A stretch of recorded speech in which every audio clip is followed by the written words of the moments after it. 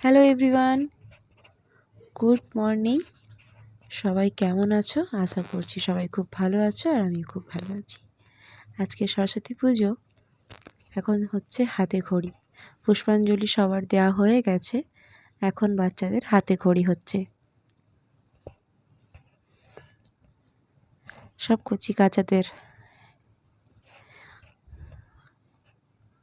হাতে খড়ি হয়ে গেছে আমাদের। এই দুটি এখন পোজ দেওয়ায় ব্যস্ত।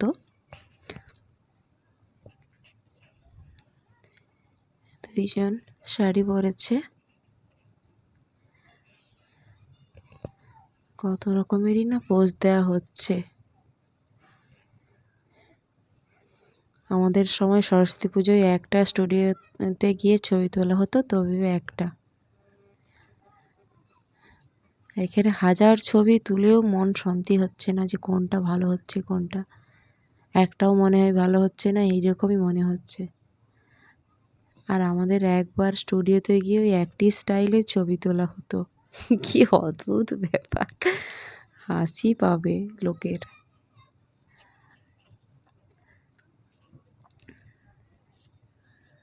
মা কালী। রাত্রিবেলায় সরস্বতী পুজোয় রাত্রিবেলায় সবাই বলে কি ভাত খেতে নেই, কি জানি না আমি সেসব কথা। তো লুচি করে অনেকে, তাই আমিও লুচি করলাম।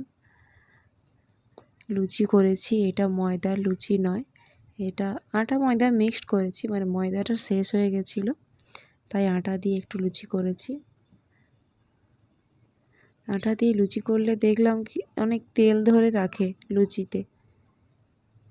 লুচি আর একটু পাতলা সুজি, সুজিটা এই পাশে বসিয়েও দিয়েছি। সুজি হচ্ছে, সুজিতে বেশি সময় লাগে না হতে, একটুই সময় লাগে। তো সুজি এইখানে ফুটে গেছে, এবার খাবারটা সবাইকে দিয়ে দেবো। আর নিজেও কোনো রকম খেয়ে দিয়ে শুয়ে পড়তে পারলে বাঁচি।